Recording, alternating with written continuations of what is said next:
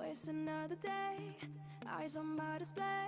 You say we need a change, and I feel that you mean it. You mean it. But you're so right, we're losing track of time. Hello မင်္ဂလာပါ Buying things online and it's not ဒီနေ့ကတော့ကျွန်တော် MO ဆိုတဲ့စလုံးဒီဇိုင်းလေးကိုဆွဲပြမှာဖြစ်ပါတယ် we don't ဒီ need ကျွန်တော်တို့ Pixellab software ကိုဝင်လိုက်မယ်နော် software မရှိသေးရင်ကျွန်တော် software link လေးကိုဒီဗီဒီယိုရဲ့အောက်မှာ link ချပေးထားပါမယ်ဒီဗီဒီယိုရဲ့အောက်ညာဘက် download မှာပေါ့နော် description ဆိုတာရှိတယ် icon တစ်ချက်နှိပ်ပြီးတော့ software link လေးကိုနှိပ်လိုက်တာနဲ့ download ရပါတယ် Play Store မှာသွားပြီး download ရပါတယ် ကျွန်တော် Pixellab တက်ဝင်မယ်ကိုရေးခြင်းနဲ့စာတစ်ခုခုကိုရေးလိုက်မယ်နော် Okay ပြင်တော့ကစလုံး font design ပြောင်းမှာဖြစ်တယ် font နဲ့သွားပြီးတော့ကျွန်တော်ကိုလိုချင်တဲ့ font design လေးတွေထည့်မယ်ပေါ့နော်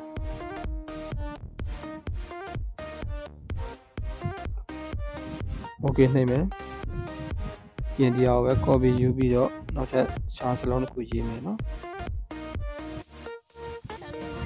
Okay ကျွန်တော် site 2အောင်ညှိမယ် site 2လာမလို့ဆိုရင်ဒီမြင်းလေးနဲ့ချိန်လို့ရတယ်နော် Okay အဲ့ဒါညှိပါပြီညှိပြီးတော့ကျွန်တော်တို့ကဒီနှစ်ခုကိုပေါင်းလိုက်မယ်နော်နှစ်ခုကိုပေါင်းလိုက်မယ် Okay ပြီးတော့ရင်ကျွန်တော်တို့ကဒီအလေကောင်ပိုင်းပါပါနော်အလေကောင်ပိုင်းမှာဖြစ်တဲ့အတွက် shape ကနေပြီးတော့ကျွန်တော်ကဒီမှာဖီးတစ်စောင်းဒီကောင်လေးပါနော်ဒီ shape ကလေးကိုယူလိုက်မယ် Okay ဒီ shape ကလေးကိုယူပြီးတော့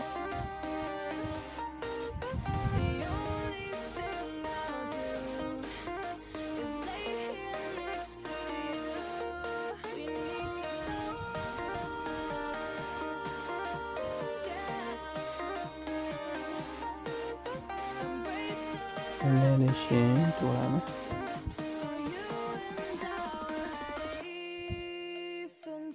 Okay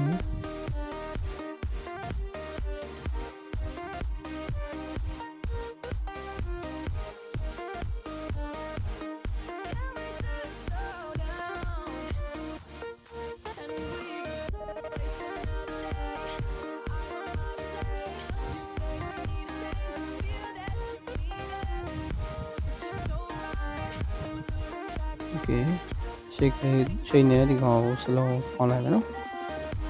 ပေါင်းပြီးတော့ရင်ဟိုတစ်ခုစီခွဲမှဖြစ်တဲ့အတွက်ဒီကောင်ကို copy ပါထားလိုက်မယ်နော်ခုကိုခဏဖြောက်ထားလိုက်မယ်ပြီးရင်ဒီကောင်ကိုအချမ်းကိုဖြတ်မှာနော်အချမ်းကိုဖြတ်မှာကျွန်တော်တို့ကကာလာကိုမတူတဲ့ဟာထားမယ်ပေါ့နော်အမဲထားလိုက်မယ် Okay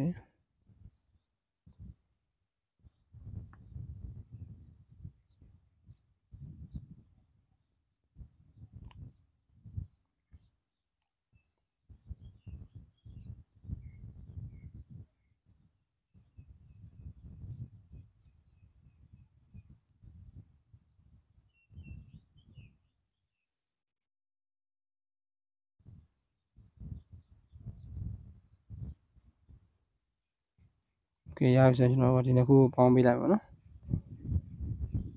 ဒီကောင်ကိုပေါင်းလိုက်မယ်ပြီးရင်ဒီကောင်ကိုခဏဖြောက်ထားလိုက်မယ်ခုနဟာချမ်းတဲ့ဟာကိုထပ်ပြီးတော့လုပ်ပါမယ်နော် shade ကိုယူလိုက်မယ်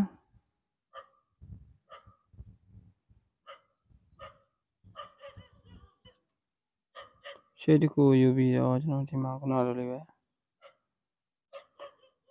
မလိုတဲ့အပိုင်းလေးကိုဖြတ်မယ်ပေါ့နော် Okay rotate ကနေတော့ပြီးတော့လုပ်သွားသည်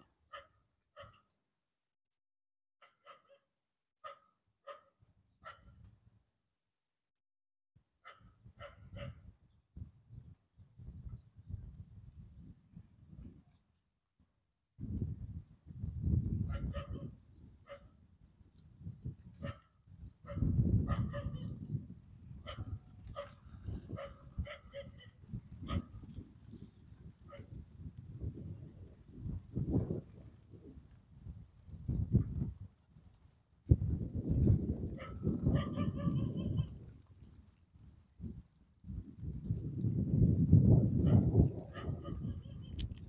Okay ဒါဆိုရင်ကျွန်တော်တို့ကဒီနှစ်ခုကိုပေါင်းပေးလိုက်မယ်နော်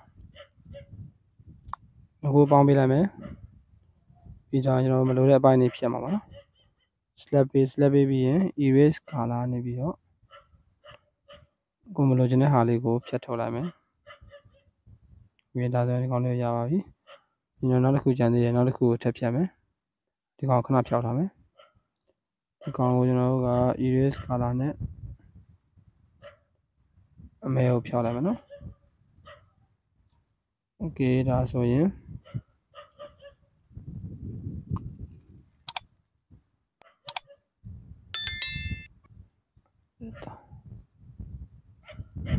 ဒီကောင်ထပ်ပြီးတော့တို့နှစ်ခုကိုတူအောင်ညှိလိုက်မှာနော်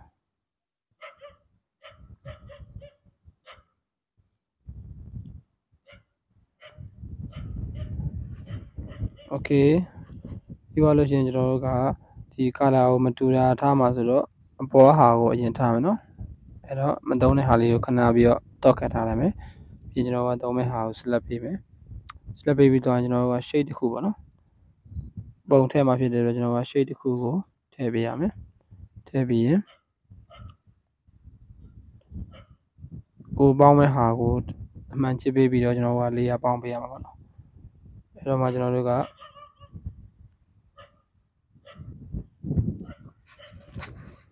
အဲ့ဒီခါကိုကျွန်တော်က select ပေးပြီးတော့တခြားနေပြီးတော့ပုံတစ်ပုံထည့်မယ်နော်ရွှေအောင်လေးထည့်မှာဖြစ်တဲ့အတွက်ကျွန်တော်က sorry ရွှေအောင်မထည့်ပဲတခြားဟာပြောင်းထည့်ကြည့်မယ်နော်တခြားဘာရောင်းထည့်မလဲဆိုတော့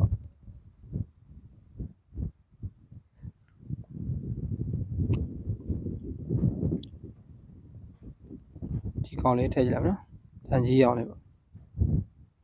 တန်ကြီးအောင်လေးထည့်မယ်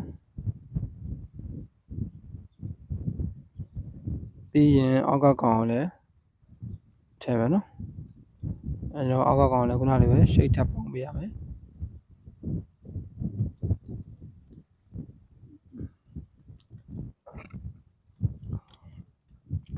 ပြီးတော့လို့ရှိရင်အောက်ကကောင်ကိုတခြားနေပြီးတော့ပုံတစ်ပုံ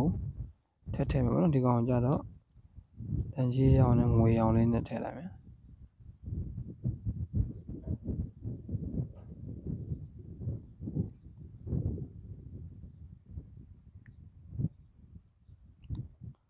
ငွေအောင်လေး okay ပြီးရင်ဒီကောင်လေးကိုဖွင့်ပေးလိုက် okay ဒါဆိုရင်ကျွန်တော်ကနှစ်ခုရပြီပေါ့နော်ဒီနှစ်ခုကိုကျွန်တော်တို့ကဒီနောက်ဆုံးပဲ 3D ပုံစံလောက်မှဖြစ်တဲ့အတွက်နှစ်ခုလုံးကိုပေါင်းလိုက်မယ်ပေါ့နော်နှစ်ခုလုံးကိုပေါင်းလိုက်မယ်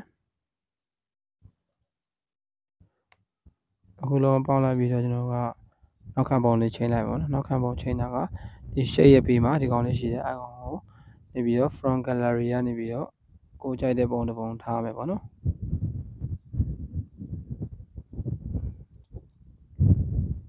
ကိုကြိုက်တဲ့ပုံတစ်ပုံထားလိုက်မယ်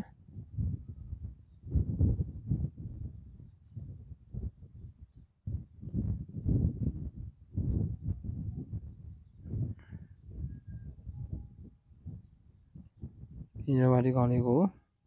3D ပုံစံလောက်မှဖြစ်တဲ့အတွက် shape ကနေဒီကောင်တစ်ချက်ထောက်ပြီးရင် shape ကနေပြီးတော့ဟိုအောက်ဆုံးမှာ emboss ဆိုတာလည်းရှိတယ်အားလေးကိုဖွင့်ပေးလိုက်မယ်နော်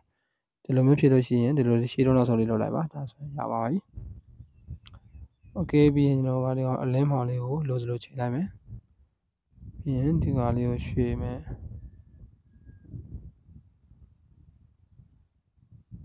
okay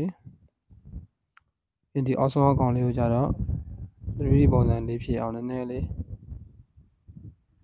ရွှေ့ပေးလိုက်မယ်နော် okay ဒါဆိုရင်လိုစလိုလေးရပြီကျွန်တော်ဒီကောင်လေးနည်းနည်းလေးဖောင်းကြွခြင်းကျွန်တော်က 3D shape ထည့်လိုက်ရပါမယ်နော် 3D shape ကိုတွားပြီးတော့ကျွန်တော်ကဒီမှာဖောင်းကြွကိုဒီမှာ6ထိ auto ပေးထားတယ်ကျွန်တော်တို့ကလိုစလိုချိန်လို့ရတယ်ပေါ့နော်ပြင်ကိုလုပ်ချင်လည်းရတယ်အတွင်းကိုလုပ်ချင်လည်းရတယ်ဒီကောင်ဆိုတော့နည်းနည်းဖောင်းကြွပုံဖြစ်တာပေါ့နော်အဲ့မှာကျွန်တော်ကပို့ပြီးတော့ပေါ်သွားအောင် shadow ကနေပြီးကျွန်တော်တို့ကနှစ်ရောင်လေးနဲ့တွားပြီပေါ့နော်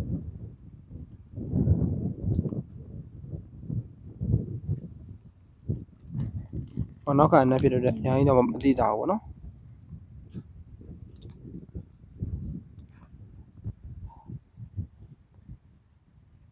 โอเคဒါဆိုလို့ရှိရင်ကျွန်တော်တို့ 3D font ကြွစလုံးလေးရပါပြီအားလုံးပဲအဆင်ပြေကြပါစေခင်ဗျာဗီဒီယိုလေးကမိတ်ဆွေတွေအကျိုးရှိရဆိုလို့ရှိရင်ကျွန်တော်ရဲ့ဗီဒီယိုလေးကို like share လေးလုပ်သွားပေးဖို့လည်းတောင်းဆိုပါတယ်အားလုံးကိုကျေးဇူးတင်ပါတယ်ခင်ဗျာ